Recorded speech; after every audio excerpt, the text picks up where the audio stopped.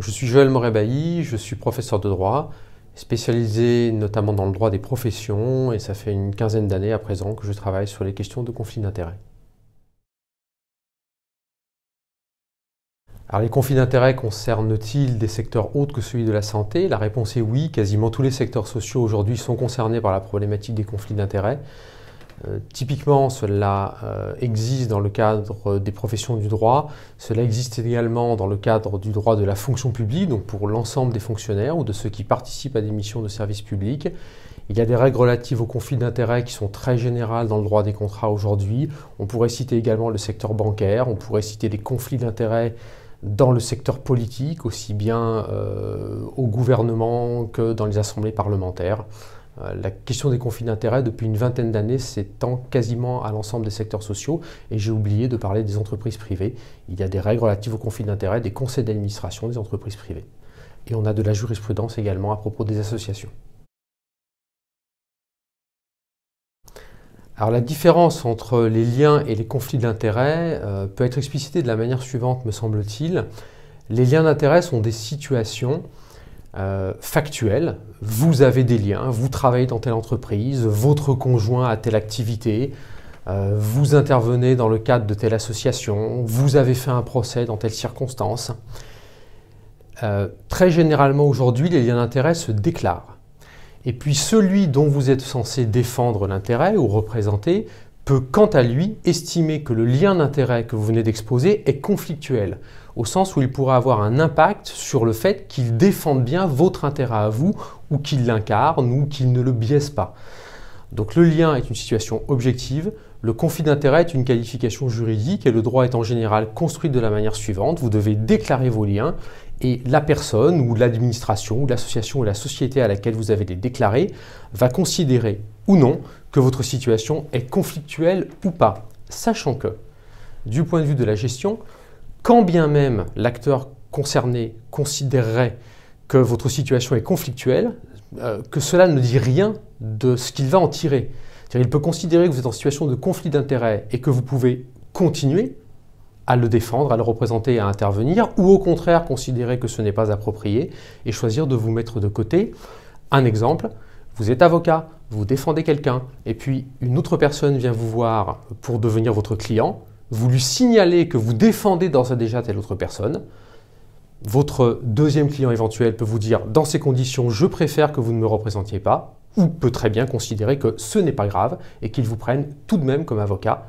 Vous pouvez également mener un rôle de conciliation éventuellement entre deux personnes qui ont des intérêts opposés, un de vos anciens clients et une autre personne. Si les deux sont d'accord, on peut continuer. Et dans ce cadre-là, il faut également préciser qu'en général, les règles sur la gestion des conflits d'intérêts sont beaucoup plus souples dans un cadre privé que dans un cadre public. Dans un cadre public, l'administration ne veut pas être soupçonnable d'impartialité. Dans une situation de conflit d'intérêts, l'administration en général préfère écarter la personne en situation de conflit pour en trouver une autre qui n'est pas en situation de conflit d'intérêts. Comment les conflits d'intérêts sont-ils gérés dans la santé? J'allais dire de manière relativement habituelle. Les conflits d'intérêts sont faits pour éviter qu'une personne intervienne dans une situation avec plusieurs casquettes et qu'on se demande quelle casquette elle est en train de porter à ce moment-là. Il faut être clair sur l'intérêt que défend la personne. On ne veut pas qu'une personne censée défendre un intérêt en défende un autre.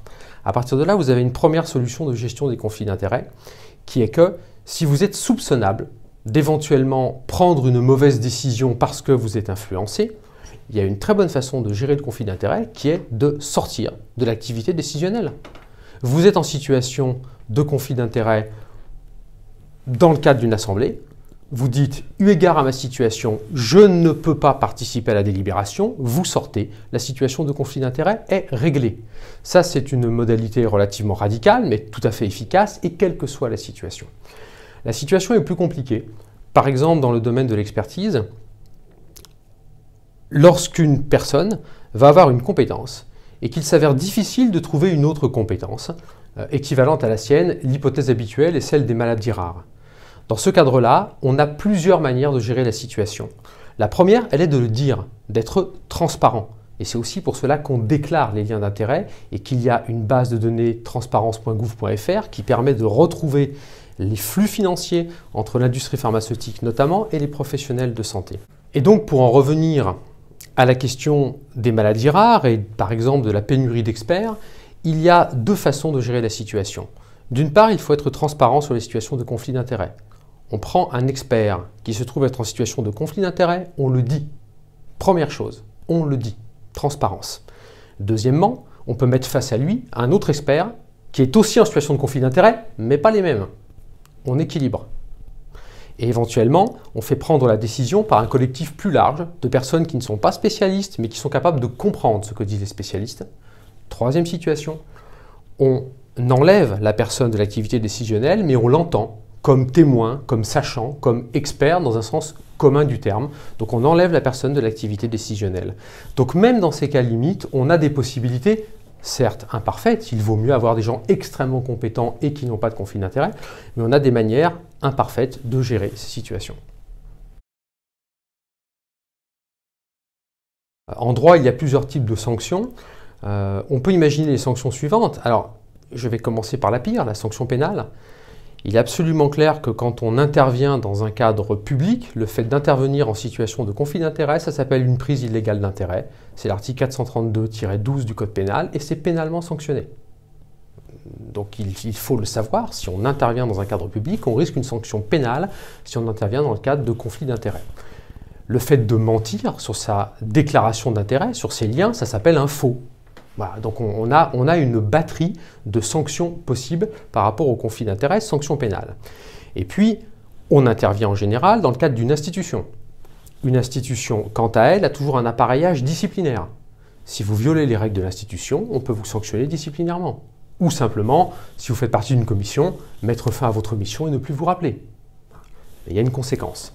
Et puis d'un point de vue indemnitaire, selon l'institution dans laquelle vous êtes, on peut parfaitement imaginer que l'institution subisse un préjudice du fait que vous ayez eu votre situation de conflit d'intérêts, et elle peut vous demander à être indemnisé du fait de cette situation. Alors, est-ce que les personnes morales peuvent être en situation de conflit d'intérêts? La réponse est oui. La réponse est oui. Deux exemples. Un exemple en dehors du monde de la santé. Quand on parle de la situation des avocats, les conflits d'intérêts sont gérés au niveau des cabinets. On se pose la question de savoir si le cabinet est en situation de conflit d'intérêts, pas tel ou tel avocat, y compris dans des cabinets où il peut y avoir, je parle en particulier de firmes anglo-saxonnes, des centaines d'avocats. Donc la réponse est oui, en dehors de la santé. Dans le cadre de la santé, on a un exemple qui permet de vous répondre également positivement. C'est l'exemple de l'Agence du développement professionnel continu. J'ai été membre pendant un an de son comité d'éthique, où on vérifie que la structure qu'une personne va représenter n'est pas en situation de conflit d'intérêts, notamment du fait de ses financements. Et on peut dire au président d'une association, vous ne pouvez pas siéger dans telle commission parce que votre association est financée à tel degré par un acteur qui serait intéressé à la prise de décision.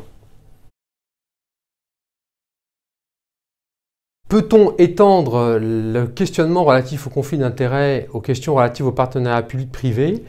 La réponse est sans doute positive. Je vais, pour vous répondre, retourner votre question. Il se trouve qu'il fut un temps, jusqu'à il y a une trentaine ou une quarantaine d'années, où les secteurs publics et privés étaient tout à fait séparés. Depuis une trentaine d'années, on a une connexion entre ces deux secteurs. L'État intervient de plus en plus dans le cadre de stratégies ou de politiques privées, et on demande de plus en plus à des personnes privées d'intervenir dans le cadre de missions de service public. Je vous ai dit tout à l'heure que la situation de conflit d'intérêt est une situation dans laquelle on peut se poser la question de savoir quel intérêt la personne va réellement défendre. Si vous êtes à la fois public et privé, on peut se demander si vous défendez l'intérêt public ou l'intérêt privé. Et retourner votre question, ça veut dire que on pourrait considérer que la question des conflits d'intérêts naît dans certains secteurs sociaux justement du fait de l'existence d'une zone grise, justement du fait d'un mélange entre le public et le privé qui, en tant que tel, est générateur de situations de conflit d'intérêts. Ce qui m'amène une autre précision. La situation de conflit d'intérêts n'est pas un reproche qu'on va faire à une personne. Il ne s'agit pas de dire que la personne est malhonnête. Il s'agit de dire que, objectivement, on se pose la question de savoir quel intérêt elle défend ou qu'il y aurait un soupçon possible quant à l'intérêt qui serait défendu. Donc la situation de conflit d'intérêts est réellement une situation objective et non une situation subjective où on reprocherait une malhonnêteté à une personne.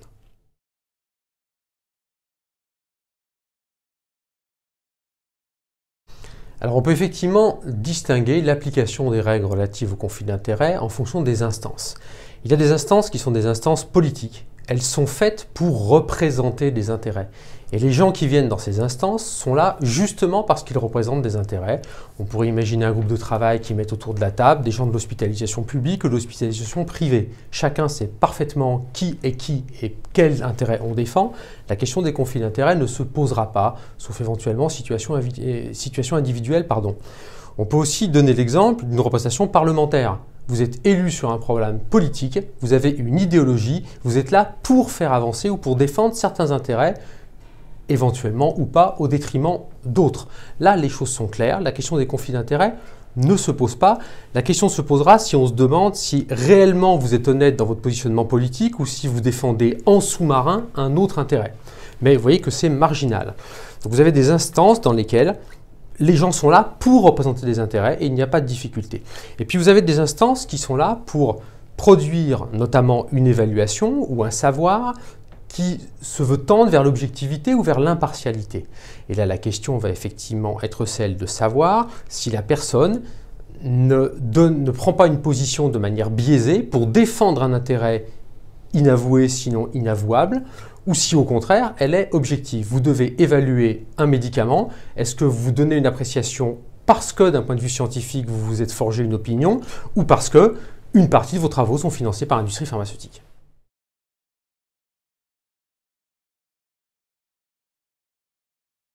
Alors que se passe-t-il si on ne vous demande pas de déclarer vos liens, mais que vous vous sentez en situation de conflit? Eu égard aux règles juridiques, vous serez bien en situation de conflit d'intérêts. C'est-à-dire que vous interviendrez avec plusieurs casquettes, avec plusieurs qualités, sans l'avoir dit au préalable. Que faire? La solution habituelle est que vous sortiez du processus décisionnel. Et cela vous protège. Parce que si vous intervenez, notamment dans un cadre public, sans mettre en avant votre situation de conflit d'intérêts, vous commettez une infraction pénale. C'est en cela que les déclarations d'intérêts sont une protection, puisque à partir du moment où vous avez déclaré, honnêtement cela va sans dire, vos liens d'intérêt, c'est à l'institution et notamment à l'administration elle-même de qualifier les conflits. Si elle estime que vous n'êtes pas en situation de conflit d'intérêt, vous êtes protégé par cette prise de position administrative. Et si on ne vous l'a pas demandé et que vous estimez être en situation de conflit, vous n'êtes pas forcé de les déclarer. Vous pouvez vous contenter de sortir du processus décisionnel. Dès lors que vous n'influez pas, il ne peut pas y avoir de conflit d'intérêts. L'exemple très habituel à ce propos, c'est l'exemple d'une relation privée. Vous n'avez pas forcément envie de dire que vous avez des relations amicales avec telle ou telle personne. Pour autant, c'est son dossier ou un dossier qui l'intéresse, qui vient sous votre regard dans une commission. Vous allez dire « je suis en situation de conflit d'intérêts », vous n'avez pas à dire pourquoi et vous sortez. Vous êtes protégé et l'institution aussi. Que défend-on comme valeur dans le cadre des conflits d'intérêts? Alors dans le monde de la santé, les choses se sont structurées historiquement d'une manière qui a été affinée par la suite. Je m'explique. Les premières questions relatives aux conflits d'intérêts ont concerné les experts dans le monde de la santé, au début des années 2000 et puis avec un point d'acmé autour de l'affaire du Mediator. Et là, on a réagi dans un premier temps avec les règles qu'on avait à disposition. Notamment, les experts étaient en général des médecins. On est allé voir l'article 5 du Code de déontologie médicale et l'article 106 qui concernait les experts judiciaires dont on disait qu'ils devaient être indépendants. Et donc on a dit que la question des conflits d'intérêts renvoie à l'indépendance. Et puis, il y a un certain nombre de travaux, notamment de juristes qui ont été menés, qui ont amené à dire la chose suivante.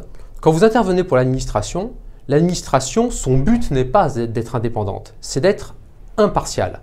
Elle doit être impartiale vis-à-vis des administrés. Et donc l'indépendance est un moyen au service de l'impartialité. Ce n'est jamais qu'un préalable. De la même manière, dans un cadre privé, et je parle notamment du monde des entreprises, ce que veulent les entreprises, c'est que les membres de leur conseil d'administration soient loyaux aux objectifs de l'entreprise et non déloyaux, c'est-à-dire au service d'une autre entreprise. Et là encore, l'indépendance est au service de la loyauté. Donc ce qu'il faut retenir, c'est qu'en matière de conflit d'intérêts, on défend l'impartialité et la loyauté. C'est cela qu'on est en train de défendre. L'indépendance n'est jamais qu'un moyen pour arriver à ses fins.